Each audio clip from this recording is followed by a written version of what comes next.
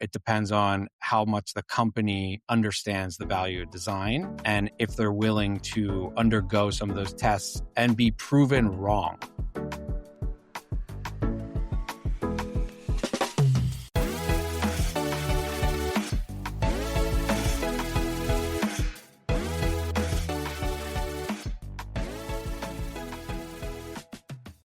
Welcome to the /podcast, where we lean into the future of IT by inviting fellow thought leaders, innovators, and problem solvers to slash through its complexity. I'm your host, James Carman, and today we're talking to Mark Brehaut, a product design leader with 15 plus years of experience building and scaling digital products. Mark is currently head of design at Clair, where he drives design strategy and end-to-end user experience across complex FinTech platforms. Before that, he held senior design roles at Wayfair and Z-League, helping launch successful products across web and mobile.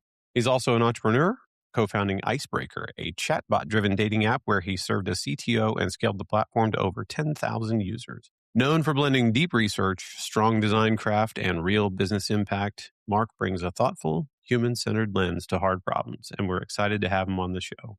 Welcome to the / Mark. Thanks, James. Excited to be here. All right, so I'm not real familiar with Clair's. Are you the guy that, like, end-to-end user experience? How did you get into the earring business? That's all I know about Clair's. Is that you, the earring place in the mall? Is that you guys? It is not us, although I understand the mistake that most people make. We are Clair without an E. Okay. So actually the name of Clair, C-L-A-I-R, no E, is a French term for clarity or transparency, which a lot of FinTech products sort of lack. And so that's what we kind of lean into as a mission-driven company. Very cool. And it's got AI in the middle, so that's good too. Yeah. Well, I'm going to have to just fire our research team. You know what I mean? Like, they told me this was the earring thing. I have a whole thing about earring stuff. Man, I'm going to have to throw away all that material. No, just kidding. Okay, so tell us a little bit about, like, you mentioned it's FinTech, you're incorporating AI with FinTechs. Tell me a little bit about what even is this Clair thing, like, specifically? Yeah, so Clair, the way I describe it is as simple as the pay window, or I would say it's hard to wait 2 weeks or sometimes longer than that for your paycheck. Nowadays, where things are a little less affordable. So where we see is people need their money before they get paid. And so there is the version of this that is not the mission-driven side, which are payday loans. Those are predatory, and we look to put them out of business. However, Amen.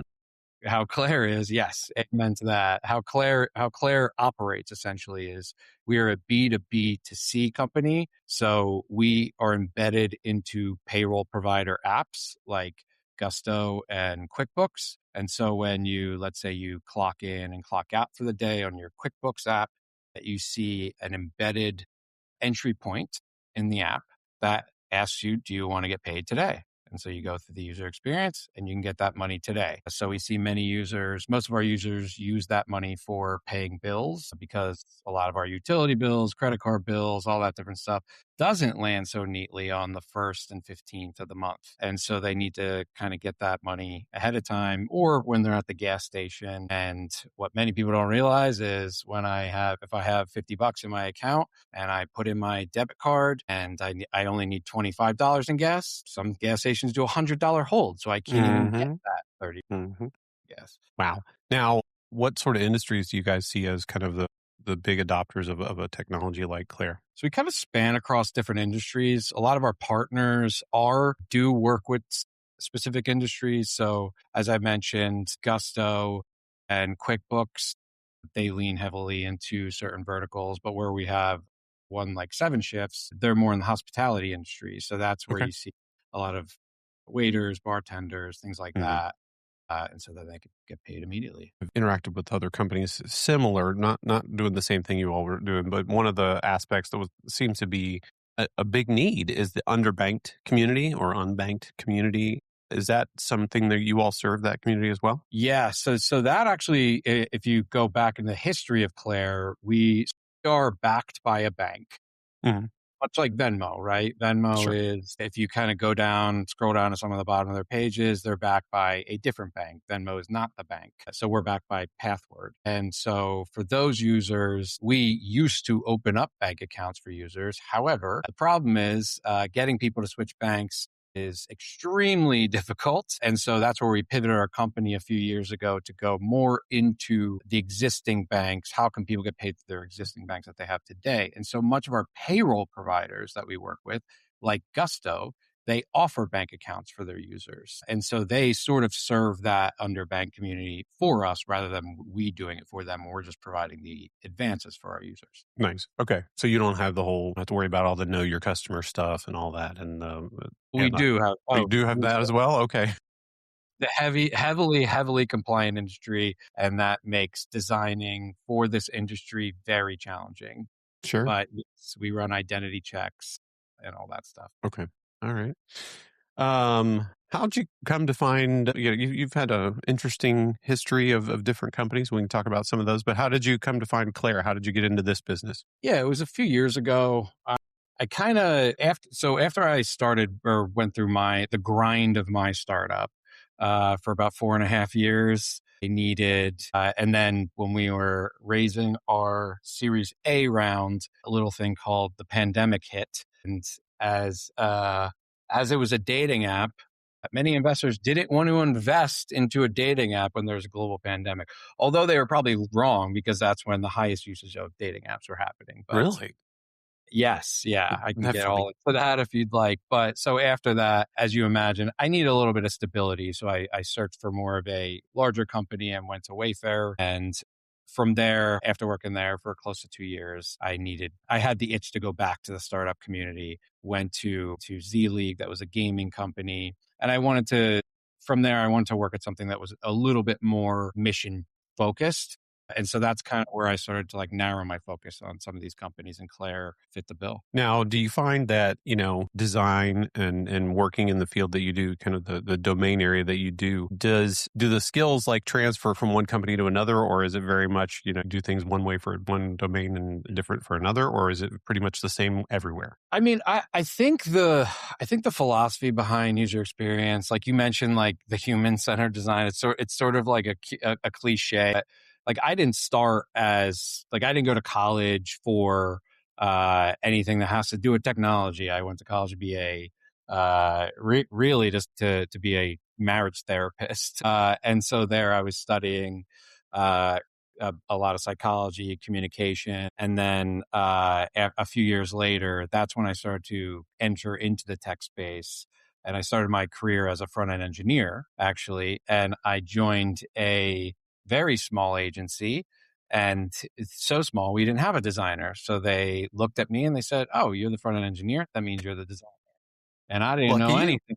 Yeah, exactly. I was like, I didn't know anything about design. But as I started to look more into it, I was like, oh, this is just human psychology. That's all. Mhm. That's all it is, right? Meeting people where they are, understanding their behaviors, and then designing experiences that sort of accommodate those behaviors. So kind of moving forward, that is the basis of how I design. And I think those skills do move across different platforms and different industries. And that's probably also why I kind of have always been more interested in the consumer space, instead of going directly to the B2B space. I know I mentioned we are a B2B to C company, but I personally design for the C part of that. And so those skills I do think that translate throughout different companies. And working at agencies, that also helped me be earlier in my career very flexible and moving from one company with a different user base to another, and then now moving into these more focused companies that really equip me to sort of be flexible in who I'm designing for. Very cool. That's an interesting, like you mentioned, ecology background, and you found that to be very helpful for you. If you could, if you were designing a curriculum that for someone to come out of college or whatever and be perfectly suited for the type of work you do, what would be the areas of study for a person like that throughout their college career? Let's say it's a 4-year career.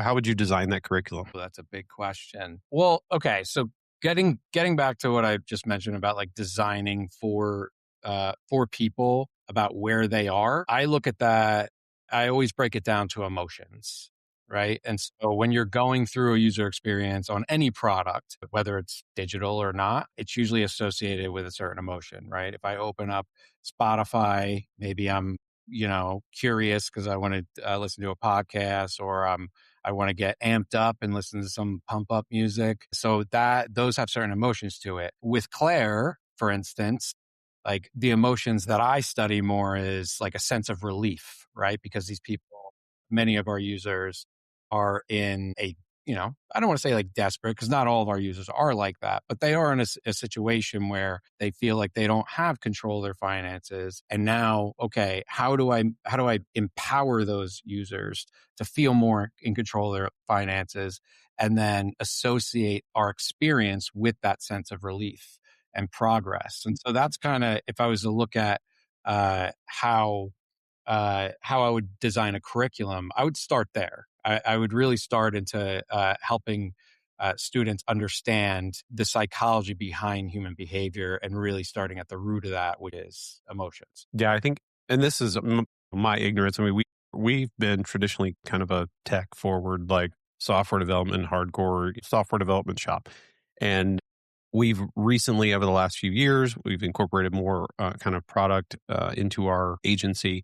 And for me, getting that understanding of exactly what even is design, it's been a journey for me. A lot of Can you maybe, yeah, how do you define design? If you had to put it in your own words, how would you define what even is this design thing? Oh man, I can't believe it's still 2026. We're still having this conversation. I just accepted, and I think all designers everywhere have just accepted we're going to have this in perpetuity. How I would define design, I mean, like design is invisible. I don't know if I can give you like a clean answer, so I'll kind That's of fine. like start to go through my philosophy of how I would define design. It's good design, like users understand bad design, Mhm. because bad design creates friction. What design is not, or I would say one small piece of design is how the thing looks. Bigger piece of design is how the thing behaves and how the thing feels. And so you can imagine, I actually had this a couple weeks ago when I was paying my internet bill. And I was going through and trying to make the payment, and I could not figure out where I can give them my money. And that is bad design for the user. That's frustrating. And it's Yeah. also bad design for them because they want my money. And so that's where I say good design is invisible, right? I want to pay my internet service provider my, $58 a month or whatever it is. I go through, I select my $58, choose my payment method, and we're done. They have their money. I can move on. And so that's where it kind of gets to like the invisibility factor, is like users don't really tangibly feel what good design is. So it's kind of like when I think of it like football, right? Like when the line's doing their job, you don't know their names, right? When they're doing a good job, you don't know their names. If this quarterback's not getting sacked, but as soon as they're the quarterback's on their butt, you're yelling about the tackles and everything. Like, what's going on with this guy? He's a bum, right? That's right. Now, so Speaking my that's an love language, interesting. by the way, with Yeah, football or with sports in general, so we can yeah. keep going.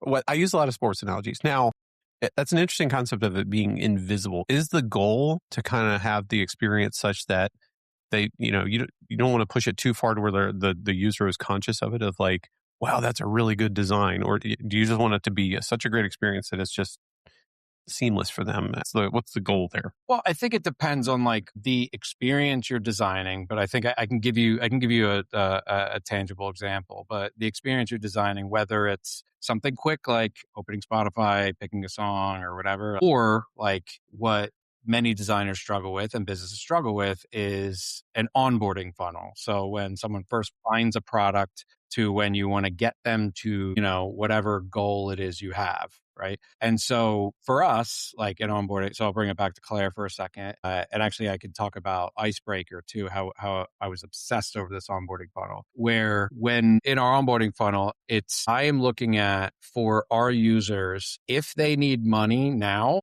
how do I get them to, they first discovered Claire, to have money in my bank account as quickly as possible? And so for us, we do need to collect information about verifying their identity. We do need to collect some information about their bank account. And so how do I make you feel like there's a sense of progress in every step of the way that makes it feel very smooth? And so, we can, some of our data says that when someone first discovers Claire to when they have $200 in their bank account, that's less than 2 minutes.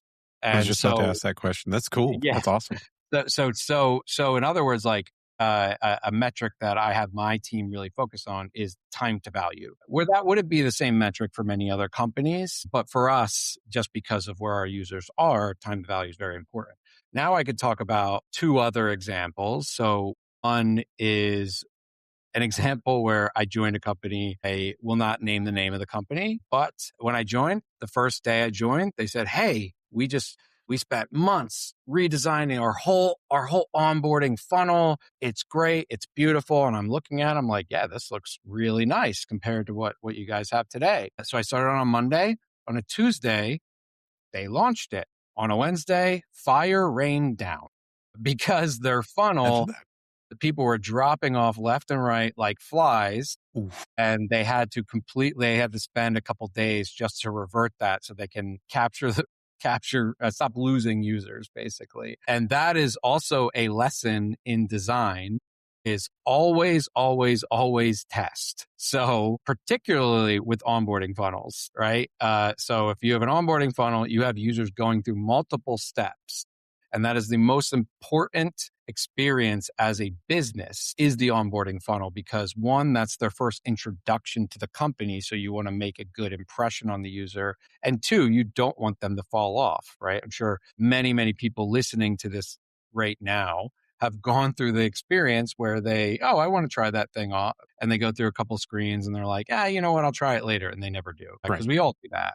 Right. Right. And I think that for me, that is a lost opportunity, because there was interest and you weren't able to actually capture that interest. And so therefore, going back to that bad example, an easy solution to that is, instead of throwing it out to 100% of your user base on day one, you throw it out to 5% of your user base, and then raise it up to 10 and then 20 and 50. And you're starting to measure success of where it's kind of progressing. Yeah. So that's one thing I was going to ask about. Like, obviously, A/B testing or that sort of feature toggle type of exposing new features to users gradually over time is very important. What about kind of upstream from that? What sort of testing can you do? Because I mean, for design and for real impact to real user, you kind of have to. Us software engineers don't like to do it. Yes, we do. Test in production. You kind of have to, with real people, and understand how are they going to like this thing. Is there anything you can do kind of upstream from that to build more confidence in what you're doing? Like, is there like focus groups? And I don't know. That's not my world. But do you guys do that sort of thing? Absolutely. So just to be clear, it is not production testing you're talking about. You're talking about before anything even touches the product. Yeah. Is there a way to like get real end user people to kind of experience in maybe some sort of low fidelity way, or some way to just understand, like, hey, are we on the right track here before we even get into A/B testing or that sort of thing? Yeah, so there are a ton of tools out there that do this, user testing. We use Maze at our company. And so when we are testing like really brand new flows, for instance, actually when we designed this, the pivot of Clair, the whole product in the first place, it was a bit of a risk, right? Because we pivoted our entire company. And so what we wanted to make sure is that this actually makes sense to a user. And so what we did was we ran, I want to say, hundreds of tests. Nice. And so we designed full flows. Sometimes we would break them up, and sometimes we would have a user go through the full flow. And so we would sort of go through these moderated interviews. So there's moderated user testing and there's unmoderated user testing. So there are different information that you can get from each type of test. So for those types of tests early on, we were doing moderated user testing, which means we would sit on an interview, like a Zoom call, as we're going through a prototype of the experience. And now we're asking them certain questions along the way, making sure not to lead them into any direction, and making sure they kind of find it on their own. If they're asking questions, I'm not really answering those questions, because if I'm answering those questions, that means they have questions when they're actually on the product. And so we're there to sort of collect that information. So if they are asking questions, for instance, on a certain screen, I'm noting that down, right? Because I'm looking at, okay, this person doesn't know how to move forward. They don't know what information they need to put in here, or they want to learn more about the product on this screen, right? And so I don't take one person's feedback as church, right? However, you're looking for patterns there. So if I'm doing 10 moderated tests and 5 people are having questions on that screen, now that is a really strong trigger for me to then look at, all right, we need to kind of go back to the drawing board and take that feedback, those questions, and I'll build that into the screen. Now let's test again. And you keep testing again. And so that now, once you have those moderated tests really smooth, where you're not getting those questions anymore, now you can start experimenting with unmoderated tests, which means I'm not on there interviewing you. They're doing it on their own. You set a series of prompts per screen as they're going through it. And now you're measuring like their confidence level and how quickly they're moving through it and any questions they might have. And that's where you can build really strong confidence. You can never get 100% conviction, unfortunately. If you could, every product in the world will be polished and work well, and you wouldn't have people dropping off on onboarding. But it does give you like a pretty strong signal of what works and what doesn't. And then production testing, to your point, is where then you would move the next phase. I tend to preach this to our folks in our onboarding program. Like, yes, it's great to talk to users and understand what they want and all of that, but observing the behavior tends to be more accurate, number one. And it's not always the same thing. Do you find that to be your experience as well, where, the users will say, oh, yeah, I would love to have this flow or whatever. But then when you put it out in production, they don't like it? Or does that happen for you guys? Or am I just crazy? No, you're not crazy. That happens all the time. You can't really listen to what someone wants, right? It's the whole like, before cars, I would want a faster horse, right? Mm-hmm. And so you're hitting the nail on the head. It's like you're looking at they're looking at their behaviors. How are they responding to the product? You're looking at different signals. How are they feeling in certain ways? So I'll give you like a really clear example of this so for Icebreaker, as I mentioned, I was obsessed over that onboarding flow. So and this is years before ChatGPT, before like these fully chat embedded user experiences, where the entire user experience of Icebreaker was a chatbot. And so the reason for that, the long story short of that, is my co-founder was a former dating coach. And so we would kind of build the problems that he saw was people kind of suck at dating apps. And really, they don't know what to put on their profile. They put the wrong pictures all the time, all those different things. And so that's where, we came up with the idea, well, we need to build you into the product to help people understand what they should put on their profile and how they can talk to people when they match with them. And so those moderated tests, before we launched, I would have different people throughout the country going through our onboarding flow, where the chatbot's asking them a series of questions. And I remember this one guy, those would turn into therapy sessions, by the way. Those would be very wild. Many of them ended in tears, all these different things. And so that's where you also kind of have to act as like a little bit of a pseudo therapist. But there was this one guy where he's going through, and there's a simple question where the bot asks him, what is your ideal first date? And it gave him 4 options. And it was, the usual, getting a drink at the bar or going for a walk in the park. There were a few different things. And he looks at these and he's just speaking out loud. And he's saying, well, I don't drink. I would love to actually a first date I live in Minnesota and we have a beautiful lake around my house. And I would love to just like walk my dog around the lake. And that would be a great first date to me. And as I'm listening to this with my other designer on the call, I'm thinking that's a wonderful first date. I think many girls would love that. And he says, but I don't think anyone really want to do that. So I'm just going to pick the bar. And I had to bite my tongue because I wanted to help this guy. And so that to me, so I'll get back to like the design experience of it, but just like the story at the end is now once he gets through the flow and he's done and we're done with the test, then my designer and I had to get on and say, hey, by the way, that's a great date. You should not do what you think other people want you to do. You should do the thing that works well for you and you're going to find a match that way. However, what that did inform me was, okay, now that bot is asking that specific question, and this had this guy kind of running in spirals in his head. And so how can I now reframe that question that sort of like validates his experience in a way where he feels more comfortable being himself? And so that actually, like, that funny story actually got to a product improvement where we were matching the person's emotion at the time. And to us, that question did not feel like an emotional question at the time. And so that gave us that signal where it was like, oh, people actually are feeling something here. We should really lean into this. That's fascinating. And this feels, very sophisticated. Again, this is not my world. I don't have a lot of experience in that area. Like, it would seem to me that larger companies with more capital to invest in this upfront stuff would have a severe advantage over small companies. But can you do this at any scale effectively? Do you really need to be a big company to be able to afford this stuff? So, yeah, I guess my answer is any company can do this. Okay. So having resources certainly helps. Having resources at Clair certainly helps me to do the things I want to do that I couldn't do when I was a resource strapped company, in my own company. However, I think it all boils down to the culture of the company, right? And so I went to a design leadership and conference in Toronto back in November. And so there's like lots of huge design leaders from all over the globe, the head of design at New York Times, head of design at Uber, and they're giving talks. And the theme of it was around, you have to stop designing for craft and we need to start of thinking about business impact.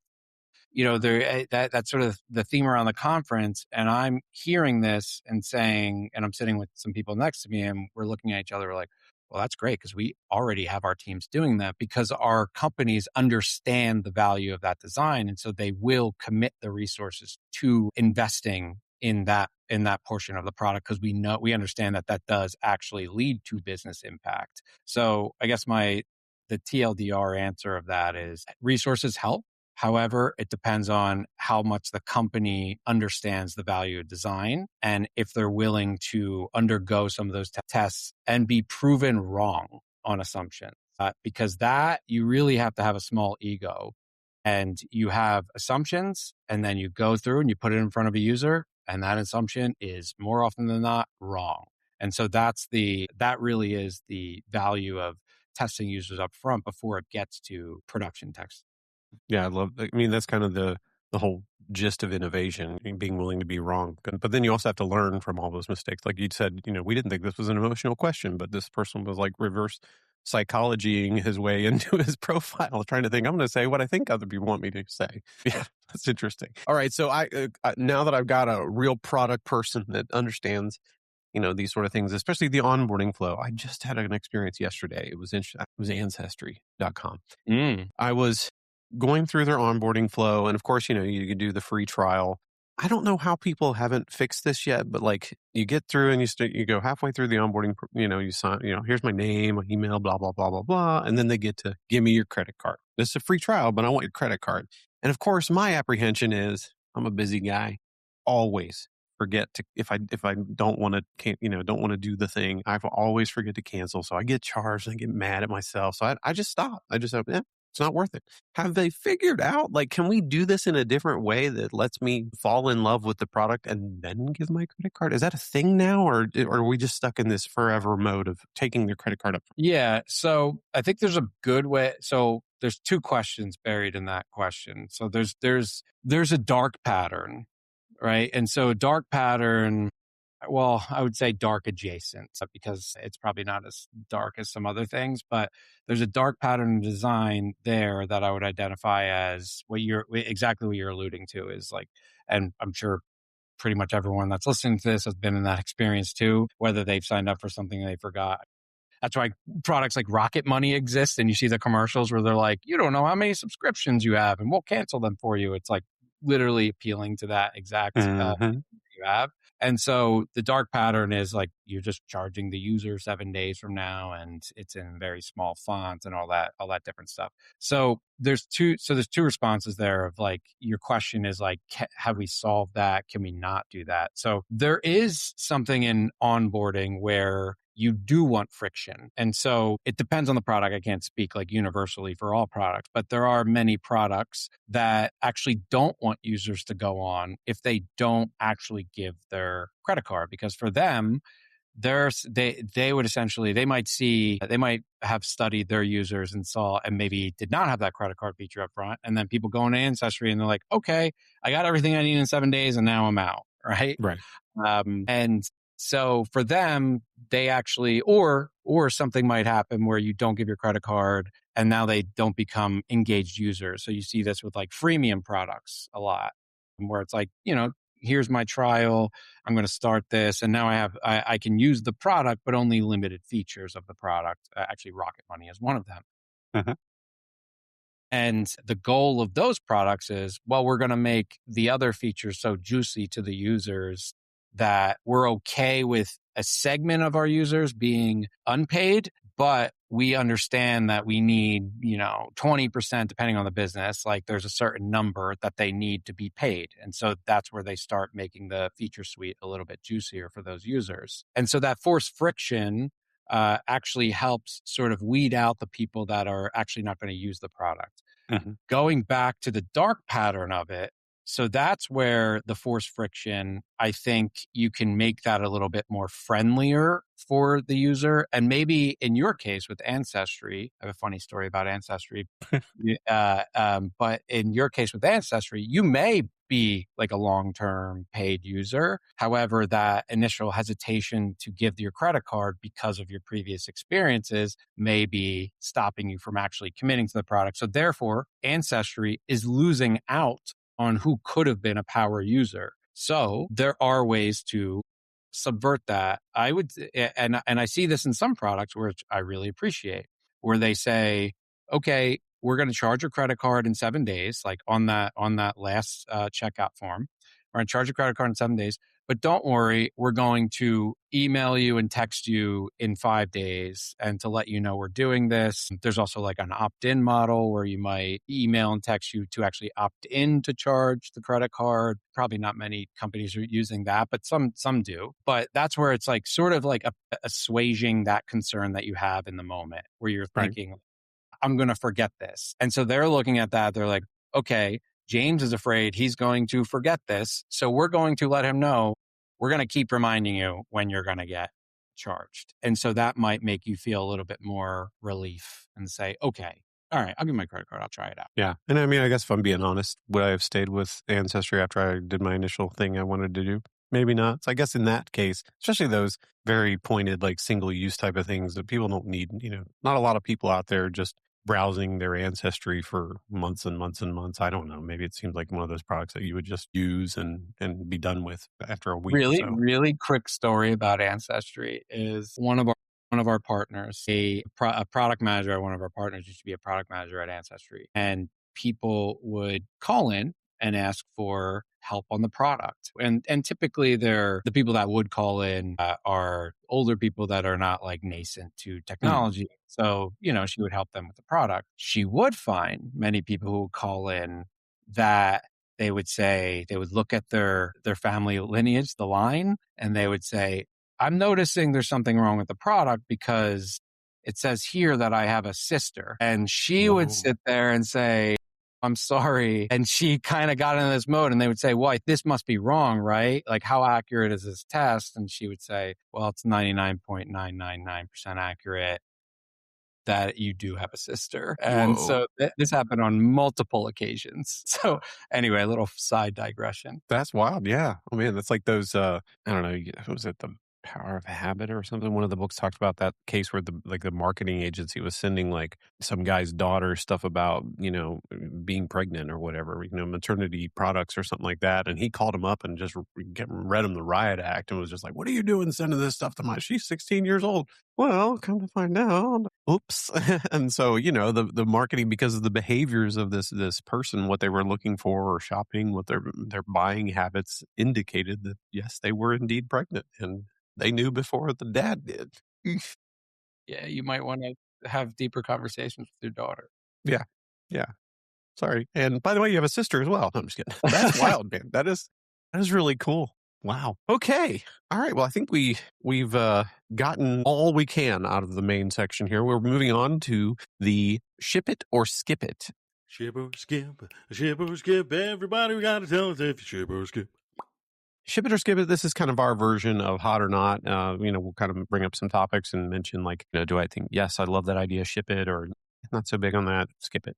First one I would say is, there seems to be a big trend in the market, not necessarily. There seems to be a big trend in the market right now for these kind of AI oriented products for doing design. And, you hear people saying stuff like, "Oh, we don't need designers anymore. AI can do all that." I'm chuckling as well. What do you think about some of these products? Are they helpful for the human designers? Does it help accelerate what they do? Are they just churning out, AI slop, so to speak? Or is it real? Does it really help people? In my personal experience, I haven't found a product yet that can actually really help my flow, my design, either for me or my design team or other design leaders that I talk to with them and their design teams. That's not to say it's not going to get there, because I do believe it will. And I work very closely with my engineering team, for instance.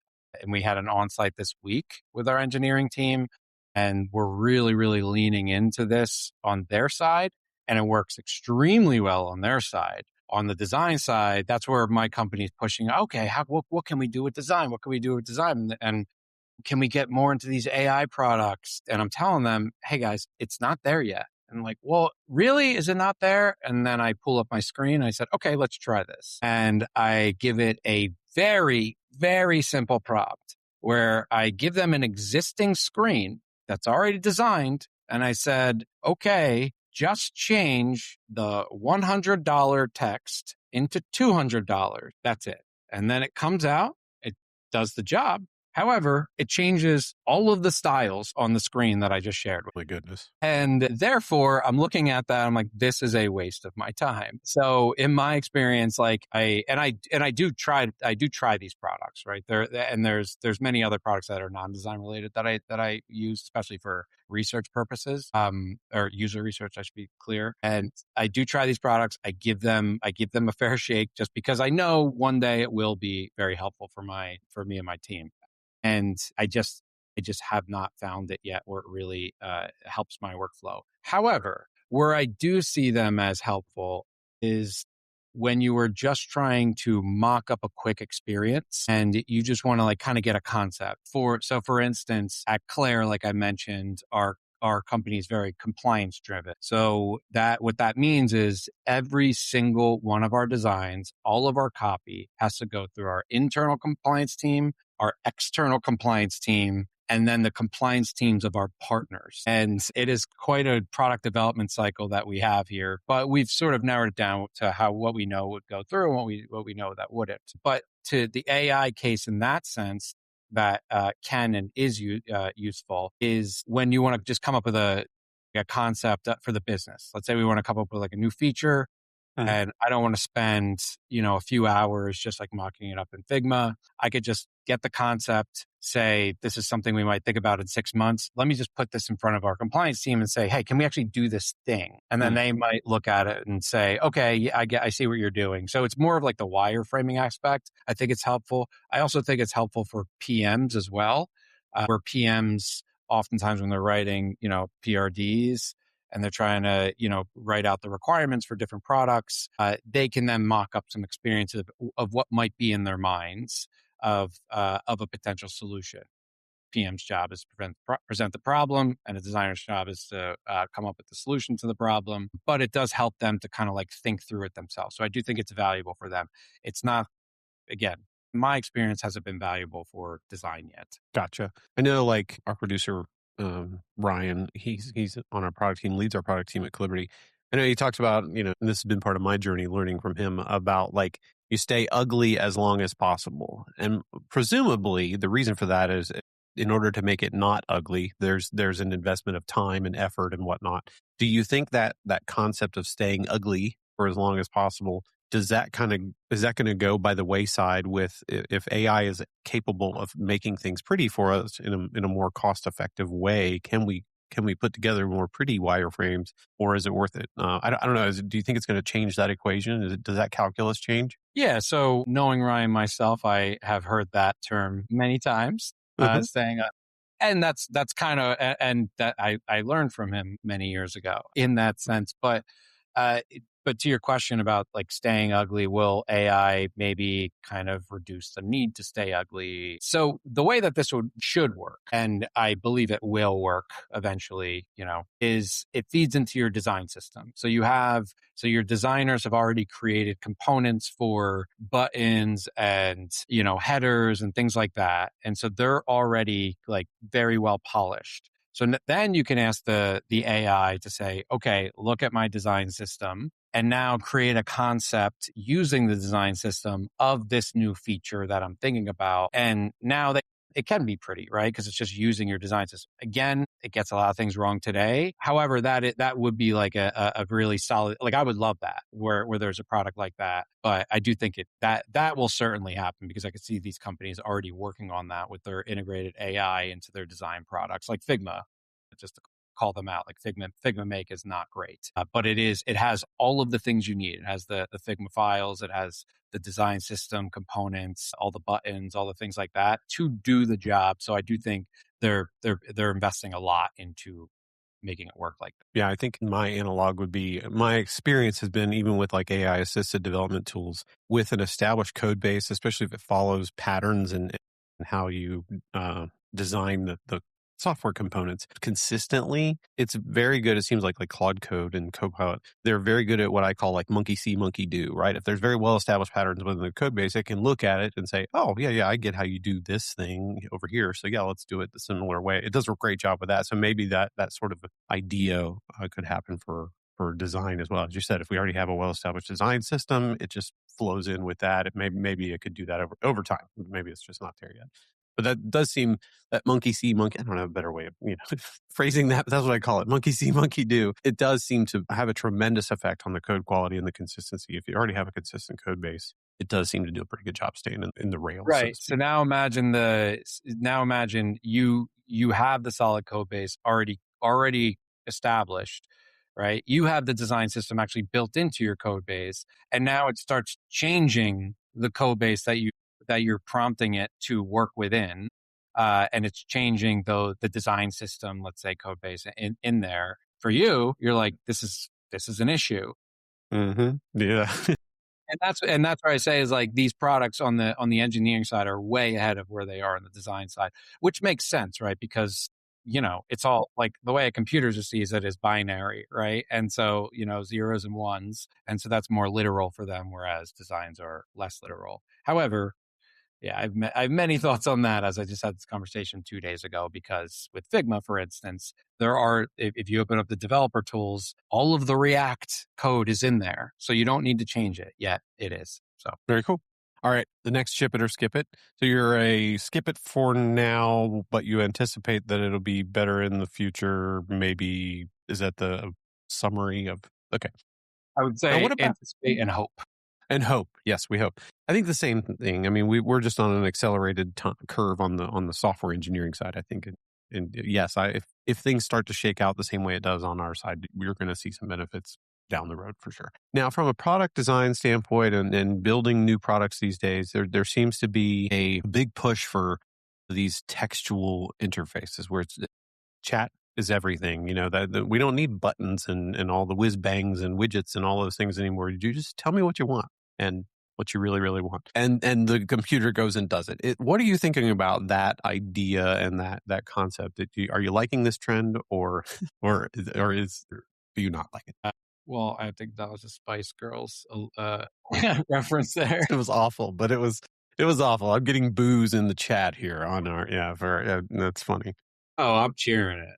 Okay. Thank you. So I, I think it's really user dependent. It's interesting. Like this is more like anecdotal experience, but I'll sit with my friend, like a really close friend of mine who loves these, right? And he's Mhm.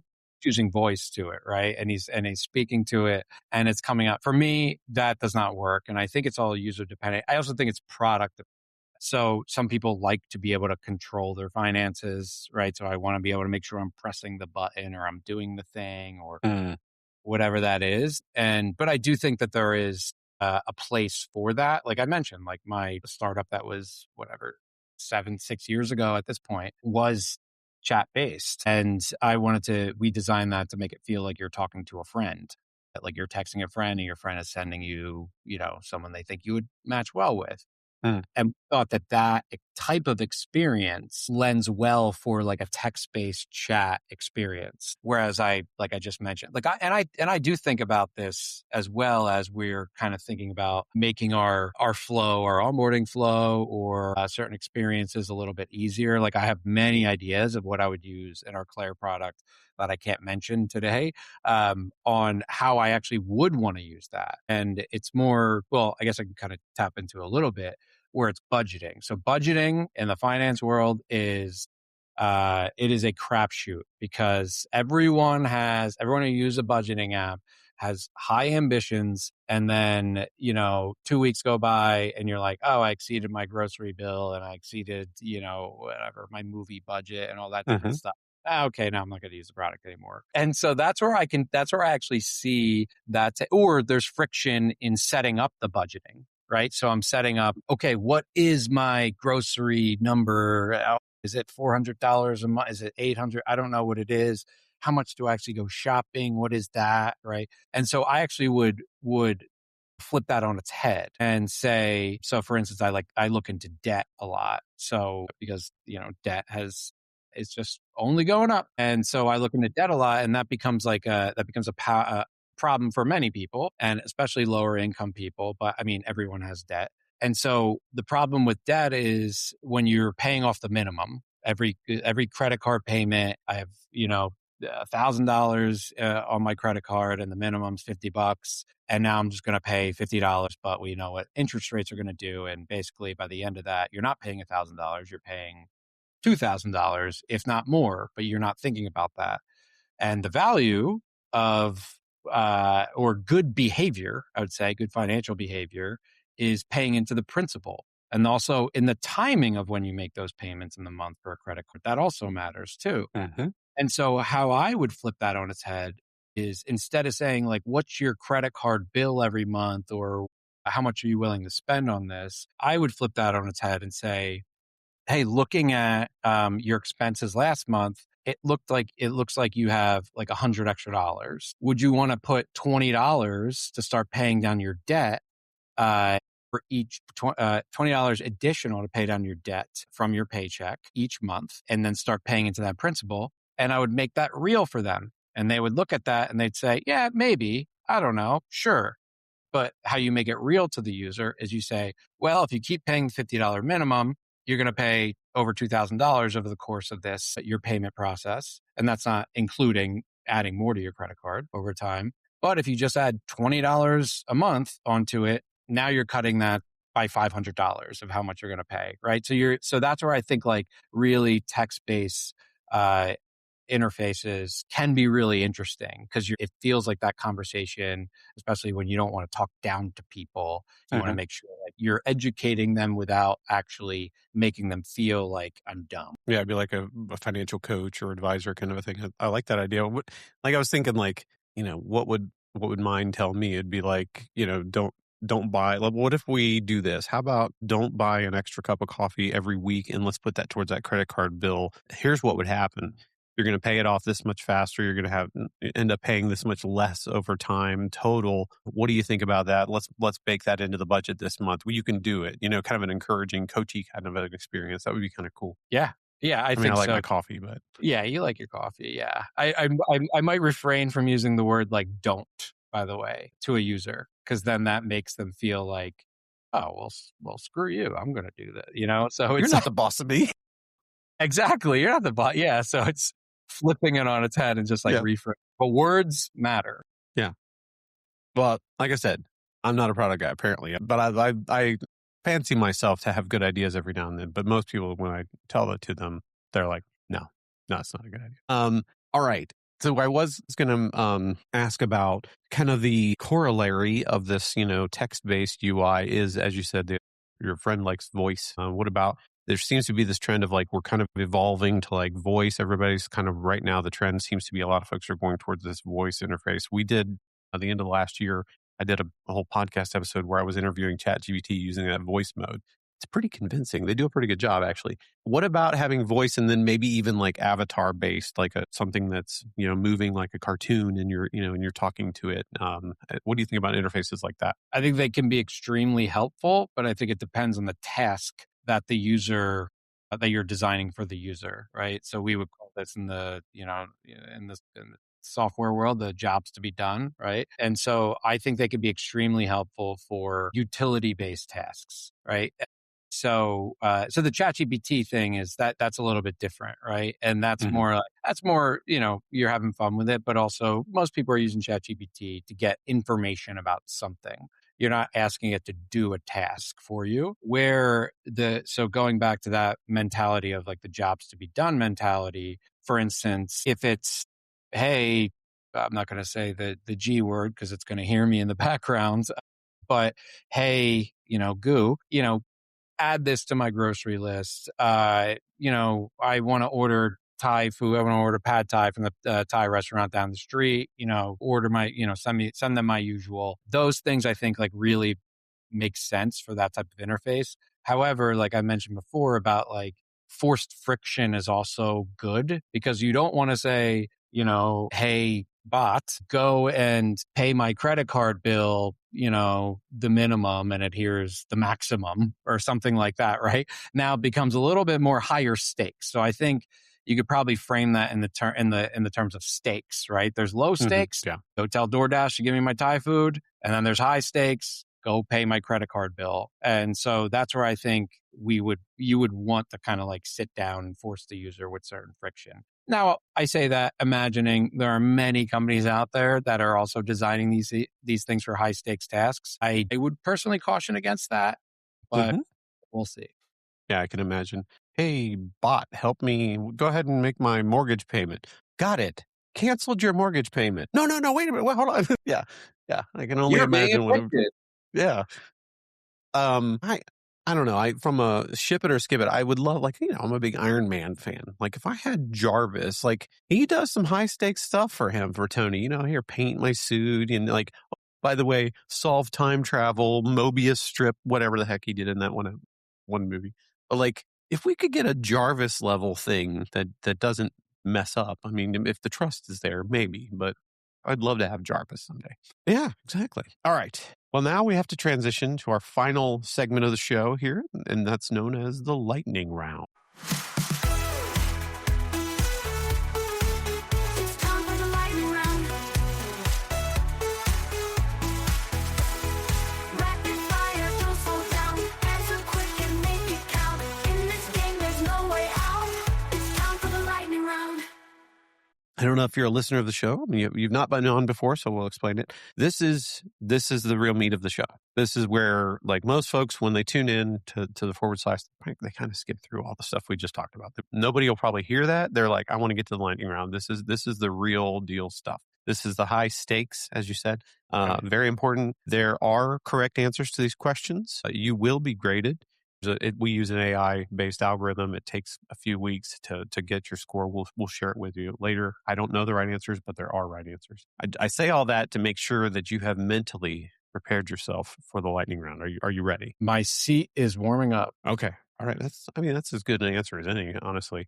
What's the best age? 28. 28. Sounds like a good answer. How often is it healthy to cry? Once a month. Once a month. Now, is that a scheduled thing or is it more of just a as you go kind of a? I think it's good to kind of release your emotions once a month, but that's fair. For some people it might be once a week. Some people it might be once a day. And some months, some months are worse. Yeah, whatever helps you regulate your emotions. I like it.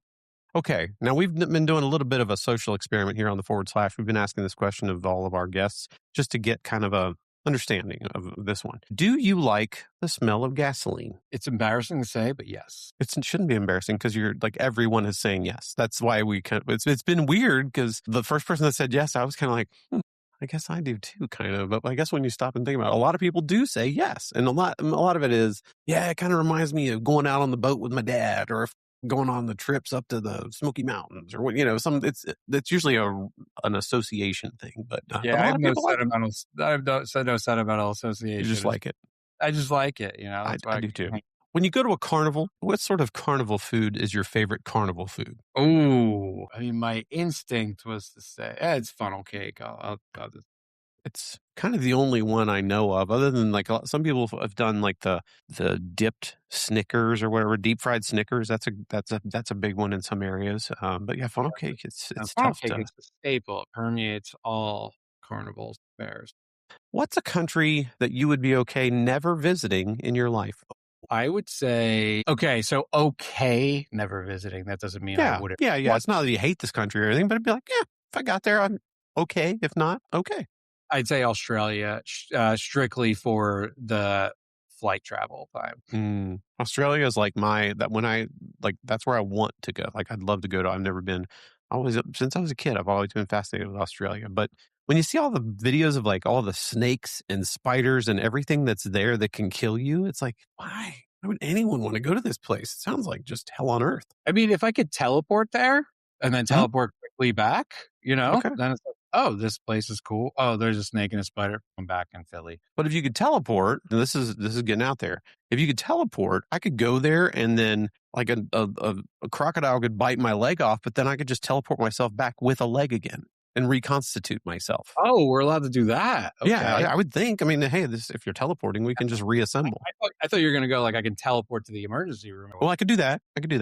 But I would think that you would be able to do that. Like, think about that. If I could just say, you have, cancer. Well, yeah, teleport somewhere without the cancer. And there we go. I'm done. I'm good. Teleportation device. Yeah, medical miracle. Okay, we're getting all the way off track here. In your burrito, are you a black beans or a refried beans kind of a guy? Beans. We do a lot with food on the lightning round. All right, here's a philosophical one. What is wind? Oh my God. I kid you not. I was thinking about this like 3 days ago and it made me feel like an idiot. What is wind? Okay. I'm just going to say air moving fast. Okay. All right. I like the degree of the speed is indicates. So because if it's just real gentle and it's just very barely flowing, that's not wind. It's got to be moving at a good clip to constitute. Yeah, I'm not feeling it, so I'm not saying it's a windy day. That's fair. Okay. Well, this was one we were doing around the holidays, but it's always interesting to hear what people's take is on this one. How do you feel about cranberries? For them, You're a pro cranberry. You're in that camp. Okay, as long as you're talking about the food and not the the 90s alt rock band. And then you'd be against? It depends on the song. Yeah, that's fair. A little linger. Yeah, sure. Do you have to? What is your favorite season of the year? Living in the Northeast, I would say fall. Fall. You get a lot of fall on that one. Get a lot of that. Cake or pie? That depends on the season. Okay. There's a temporal aspect to this one. Yeah. Or in Thanksgiving time, like I'm just a pie eating machine and the calories are just counting up. But, if it's the summer, I don't need a pie. I want like a nice, Fudgy the Whale cake. We asked this one of our last guests, and it was interesting because they were. Have you ever worn socks with sandals? No. The day I do that is the day I give up. Yeah. I feel like you're just, at that point, you're phoning it in. Yeah. Yes. Our last guest was doing it at the time we were recording. They had socks with sandals on, so it was cold. Yeah. It's okay.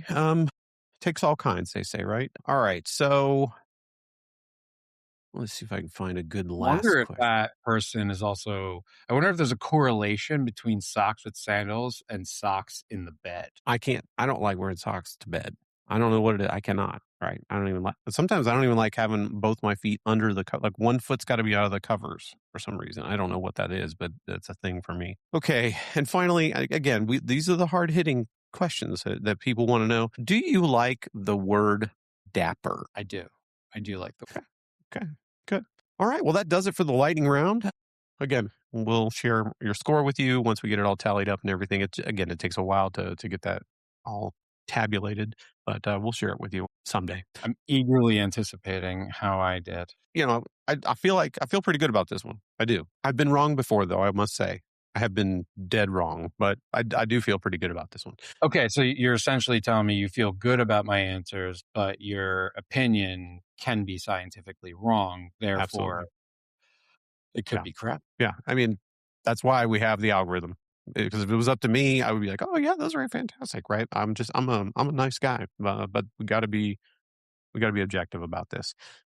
Anything coming up? You've got like, you're going to be speaking at a conference. You got a book coming out.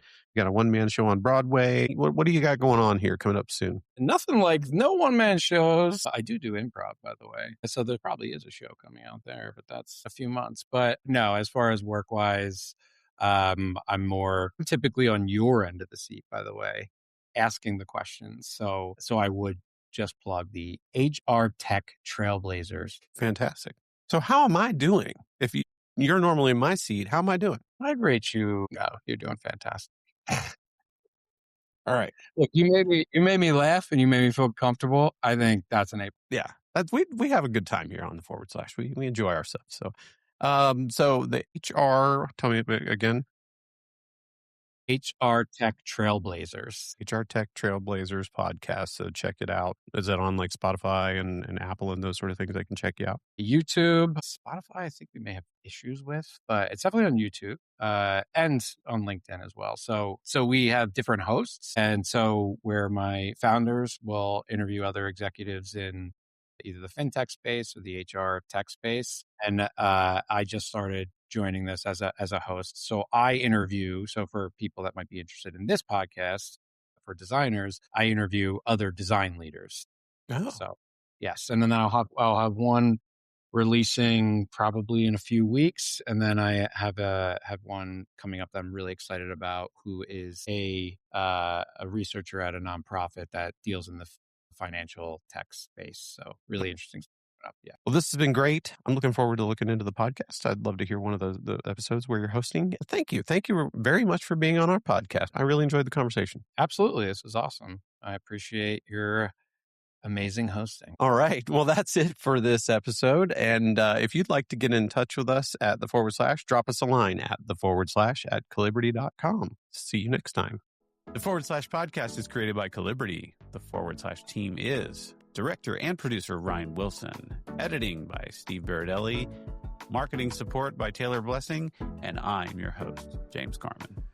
Thanks for listening.